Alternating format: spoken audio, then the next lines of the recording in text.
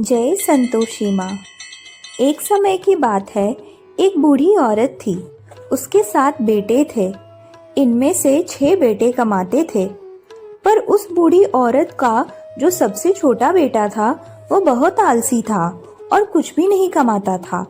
वह औरत अपने कमाने वाले बेटों को बहुत प्रेम से खाना खिलाती थी, परंतु अपने सबसे छोटे बेटे के साथ वह ऐसा नहीं करती थी। जब छोटे बेटे के खाने की बारी आती तो उसे अपने बड़े बेटों का जूठन खाने में देती। छोटा बेटा बहुत भोला था तथा इस बात से अनजान भी था। एक दिन छोटे बेटे ने अपनी पत्नी से कहा कि देखो, मेरी माँ मुझे कितना प्यार करती है। तब पत्नी ने बताया कि उसकी माँ उसे खाने में उसके भाइयों का जूठन देती है, परंतु बेटे ने इस बात पर यकीन नहीं किया और कहा कि वह तब तक यकीन नहीं करेगा जब तक वह खुद अपनी माँ को ऐसा करते नहीं देख लेता। एक त्योहार के दिन घर में अलग अलग तरह के पकवान बने। छोटे बेटे ने सोचा कि यही सही मौका है कि वह सच्चाई का पता लगा ले। वह सिर दुखने का बहाना करके पतला कपड़ा ओढ़कर रसोई में ही सो गया और देखने लगा कि माँ ने उसके भाइयों को बहुत अच्छे आसनों पर बिठाया और 7 प्रकार के भोजन और लड्डू परोसे। वह उन्हें बड़े प्रेम से खिला रही थी। जब वो 6 उठ गए तो माँ ने उनकी थालियों से जूठन इकट्ठा किया और उनका एक लड्डू बनाया। फिर वह 7वें लड़के से बोली, अरे रोटी खा ले। वह बोला, माँ मैं भोजन नहीं करूँगा, मैं तो परदेश जा रहा हूँ। माँ ने कहा, कल जाता है तो आज ही चला जा। वह घर से निकल गया। चलते समय उसे अपनी पत्नी की याद आई जो गौशाला में कंडे थाप रही थी। वह अपनी पत्नी के पास गया और बोला कि मैं कुछ समय के लिए धन कमाने परदेश जा रहा हूँ, तुम यहीं रहकर अपने कर्तव्यों का पालन करो। तब पत्नी ने कहा कि आप बेफिक्र होके जाइए और अपने काम में अपना ध्यान लगाइए, परंतु जाने से पहले मुझे अपनी कोई निशानी दे जाइए। पति के पास अंगूठी के सिवा कुछ नहीं था, इसलिए उसने अपनी अंगूठी अपने पत्नी को निशानी के रूप में दे दी और फिर अपनी से भी कोई निशानी मांगी, परंतु पत्नी के पास कुछ भी नहीं था। तो उसने अपने गोबर से भरे हुए हाथों से पति की पीठ पर, कमीज पर छाप छोड़ दी और कहा कि यही मैं आपको निशानी के तौर पर दे सकती हूँ। इसके बाद वह धन कमाने के लिए निकल पड़ा। काफी आगे तक आने के बाद उसे सेठ की दुकान दिखाई दी। दुकान पर जाकर उसने सेठ से नौकरी के बारे में पूछा। सेठ को भी दुकान पर एक आदमी की जरूरत थी। सेठ ने कहा कि तनख्वाह काम देखकर देंगे, तुम रह जाओ। वह सवेरे 7 बजे से रात के 12 बजे तक नौकरी करने लगा। थोड़े ही दिनों में वह सारा लेन देन और हिसाब किताब काम करने लगा। सेठ ने उसे 2-3 महीने में आधे मुनाफे का हिस्सेदार बना दिया। 12 वर्ष में वह नामी सेठ बन गया और उसका मालिक उसके भरोसे काम छोड़कर कहीं बाहर चला गया। उधर उसकी पत्नी से उसके घर वाले बहुत बुरा व्यवहार करने लगे। घर के सारे काम उसकी पत्नी द्वारा करवाए जाते थे। उसे लकड़ियां लेने के लिए जंगल भी भेजा जाता था।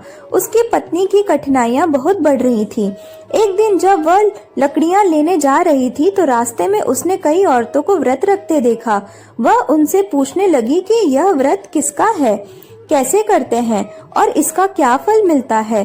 तो उनमें से एक स्त्री ने बताया कि यह संतोषी माता का व्रत है। इसके करने से मनोवांछित फल मिलता है। इससे गरीबी दूर होती है, मन की चिंताएं, राज के मुकदमे, कलह, रोग नष्ट होते हैं और संतान सुख, धन, प्रसन्नता, शांति, मनपसंद वर व बाहर गए हुए पति के दर्शन होते हैं।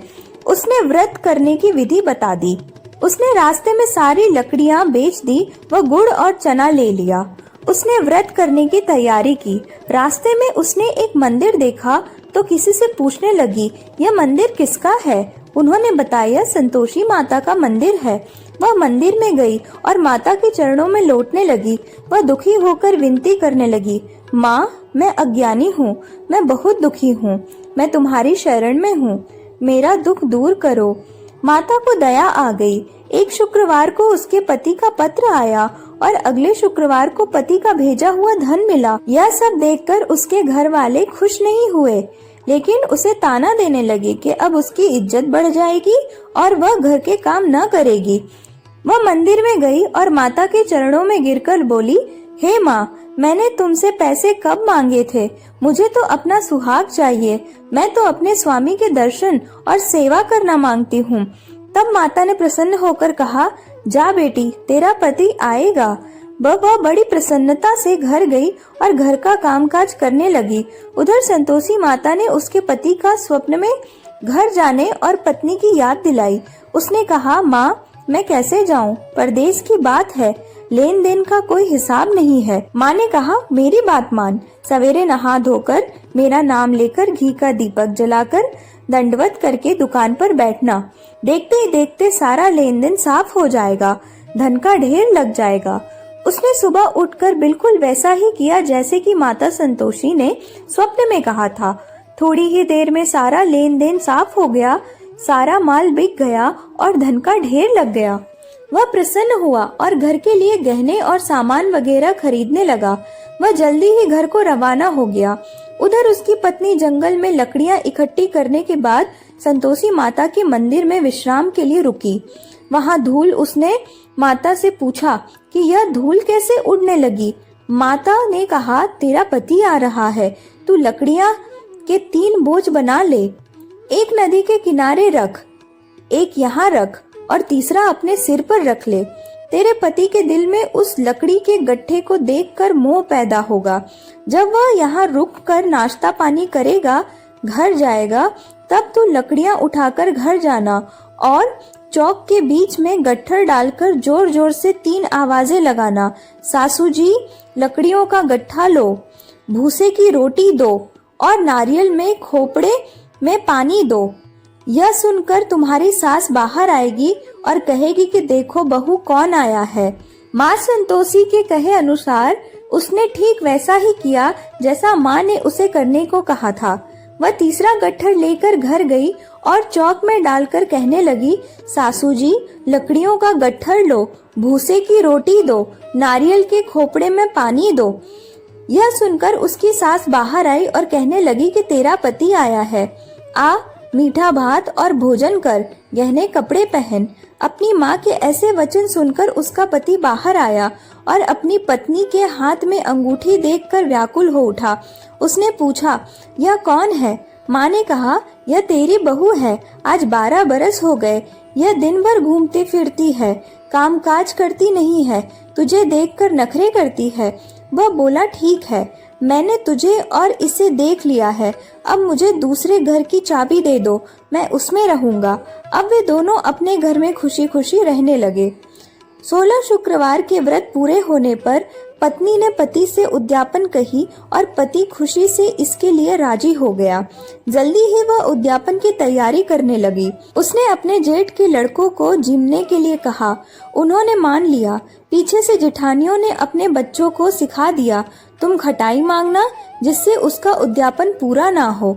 लड़कों ने जीम कर खटाई मांगी। बहू कहने लगी, भाई खटाई किसी को नहीं दी जाएगी, यह तो संतोषी माता का प्रसाद है। लड़के खड़े हो गए और बोले, पैसा लाओ। वह बोली, कुछ न समझ सकी उनका क्या भेद है। उसने पैसे दे दिए और वे इमली की खटाई मांगकर खाने लगे। इस पर संतोषी माता ने उस पर रोष किया। राजा के दूत उसके पति को पकड़कर ले गए। वह बेचारी बड़ी दुखी हुई और रोती हुई माता जी के मंदिर में गई और उनके चरणों में गिरकर कहने लगी, हे माता, यह क्या किया? हंसाकर अब तो मुझे क्यों रुलाने लगी? माता बोली, पुत्री, मुझे दुख है कि तुमने अभिमान करके मेरा व्रत तोड़ा है। इतनी जल्दी सब बातें भुला दी। वह कहने लगी, माता, मेरा कोई अपराध नहीं है, मैंने भूल से ही उन्हें पैसे दे दिए। माँ, मुझे क्षमा करो, मैं दोबारा तुम्हारा उद्यापन करूंगी।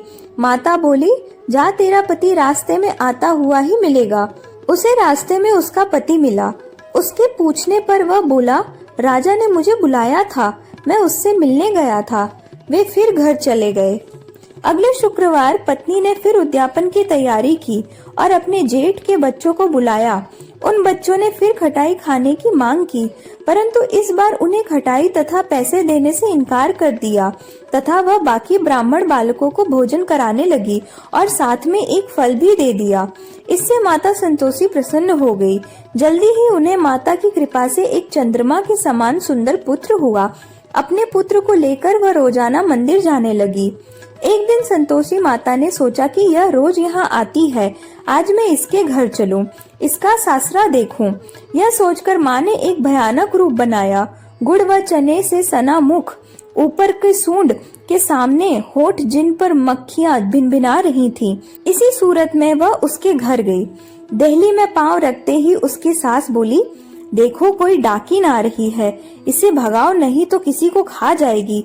लड़के भागकर खिड़की बंद करने लगे। सातवें लड़के की बहू खिड़की से देख रही थी। वह वहीं से चिल्लाने लगी, आज मेरी माता मेरे ही घर आई है। यह कहकर उसने बच्चे को दूध पीने से हटाया। इतने में सास बोली, पगली किसे देखकर उतावली हुई है? बहू बोली, सासू जी मैं जिसका व्रत करती हूँ यह वो संतोषी माता है। यह कहकर उसने सारी खिड़कियां खोल दी।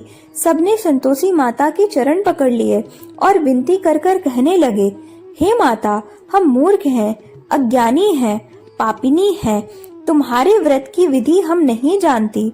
तुम्हारा व्रत भंग कर हमने बहुत बड़ा अपराध किया है।